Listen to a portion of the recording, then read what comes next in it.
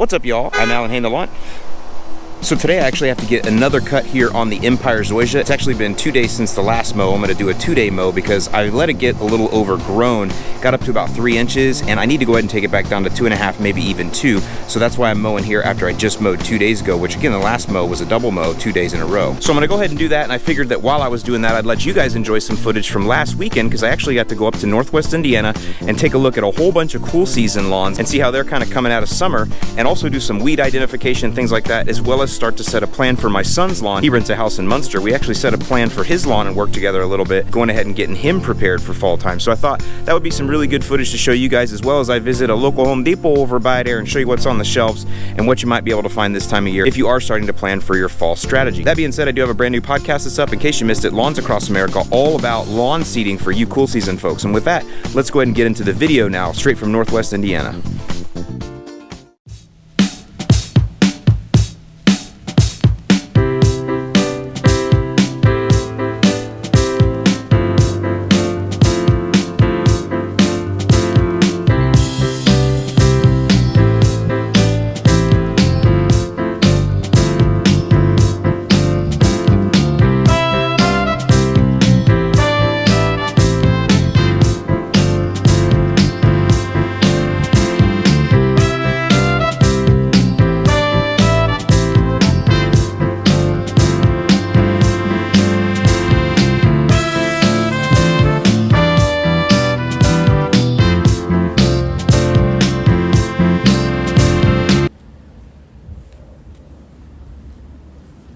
You like that Kentucky Bluegrass? Is that what this is? Yeah, Kentucky Bluegrass. You like it? Yeah.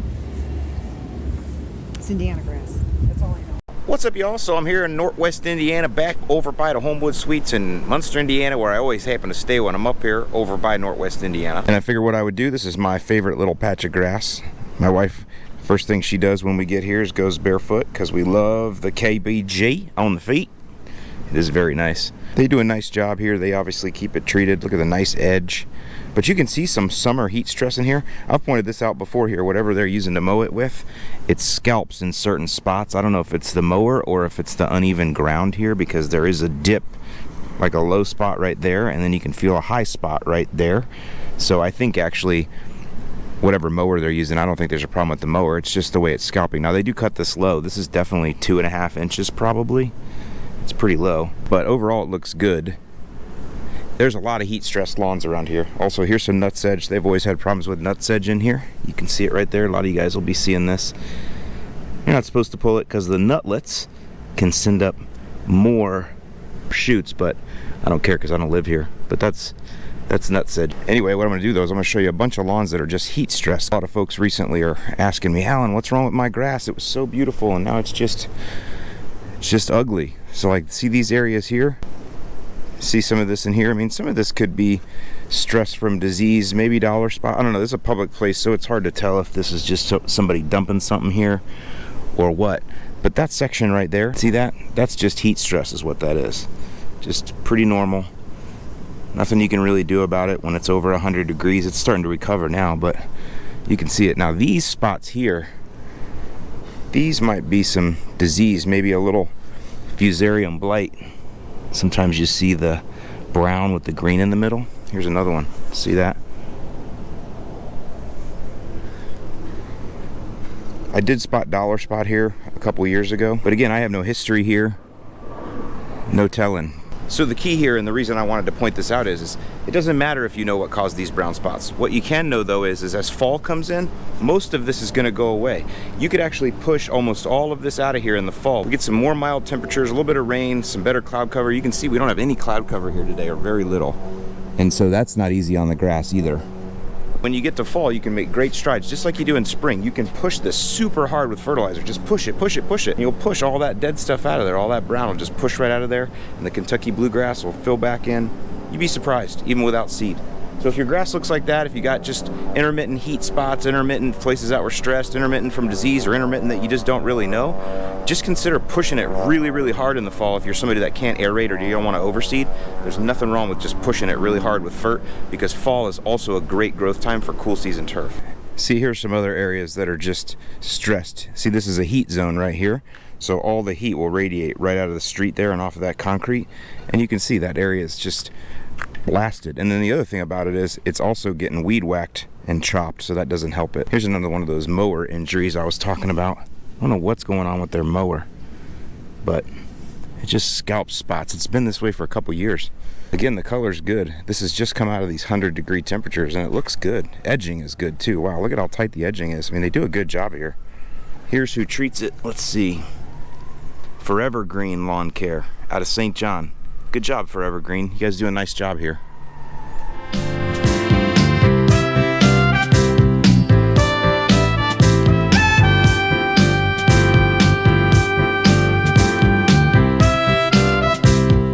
Beautiful day here in Crown Point. Like 83 degrees, nice breeze. I'm here at my father-in-law's house. I actually put this landscape in about 13 years ago. And I'm gonna do a little maintenance to it. Not the best time to be doing any kind of maintenance to shrubbery in the summer, but this is heaved out of the ground too. I actually used to really like that edging, but it's all heaved out of the ground now. Again, this has been for 13 years. But what we've got is some of these hollies are just dying. I think they're just dying of old age. Usually you can hack these back pretty good in the fall time and they'll regenerate or rejuvenate, but we've got a few that are just gone. I don't know if scale got them. I don't see any insect issue here at all now. But again, they're 13 years old, so I don't know what the lifespan is on a holly bush. But barberries are these called. Don't ever shove your hands in these, but they'll always get dead spots. These are well overgrown. These you can cut to the ground just before winter. And when I say cut to the ground, just leave fingers. That's all you do. And they will, boom, pop up a brand new bush the next year, in most cases. That's what you can do with a lot of these deciduous. These here, same thing. You can cut these to the ground and they will pop right back up the next year and they won't get so unruly. This is a lilac. I don't have any pictures of it originally, but it was super tiny and it is very healthy now. You can see the spent flowers here. These are called winged Euonymus or burning bushes. These definitely could use a little fert and some pruning. Same with these. You don't want to hack these back to fingers, but you can definitely get in there. Like if I was going to prune this for the fall, I would definitely go in and just take it down by half for sure and shape it up and just whack it. So I love doing pruning. I probably need to do some more videos on that. Here you go. You can see here barberry again. Got a few dead spots. That's very normal when you let them get this large. It's better to keep them pruned. That one right there is looking good. Got another lilac right there, and here, see more hollies that have just died. So we're gonna rip these out today and possibly replace them. But other than that, everything's looking pretty good.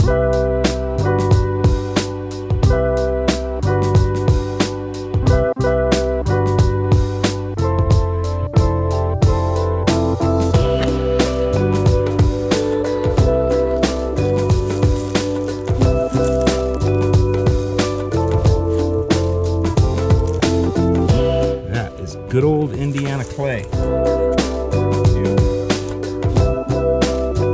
So the reason that the landscape got into this condition is it just hasn't been pruned properly. It's been 2 years since the last pruning, and probably it's only been pruned a total of 5 or 6 times in the 13 years that it's been in the ground. These are very common plants throughout the Midwest and the North, and they should be pruned every single year, and if I had my way, twice a year, once at the end of spring and once at the end of fall. I'm going to try to get back here later on this year and give these a proper pruning and a fertilizing and see what we can do with them.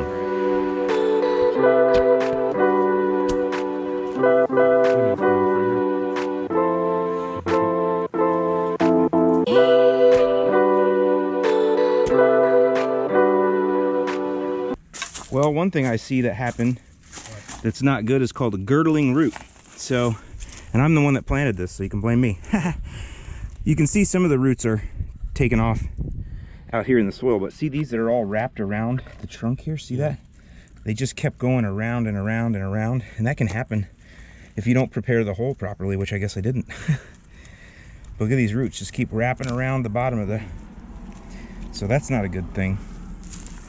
Probably not the sole reason that it died, but it's not good when the roots wrap around the trunk.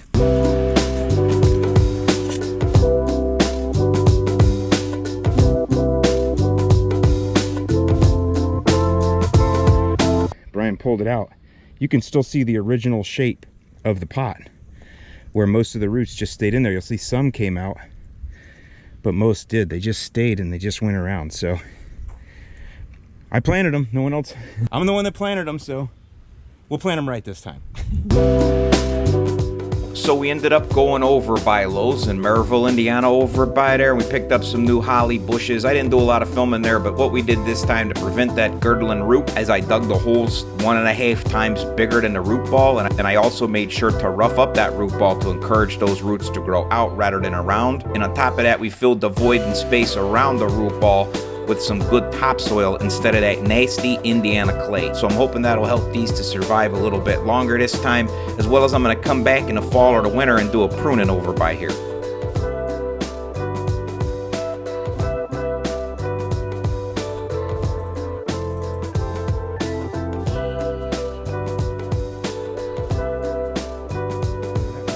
He doesn't have any more space for brush. So you take that one down a little bit, you take that one down a little bit, and you give this one a year, and they'll even out real nice. And of course, there's more work to be done here, but fun little afternoon project here on a beautiful sunny day in Crown Point, Indiana. As far as the lawn goes, this is what lawns are looking like up here that are not irrigated. So that's all that is. That's not disease, that's not insect. That is just Kentucky bluegrass that's been stressed through the heat. Because as you come over here, in the swale where more water is, you can see that everything is green. Same here with the parkway. Is there a dollar spot in there? Maybe, but it's nothing I really care about because this is just a lawn struggling in and out of summer dormancy. Very, very normal.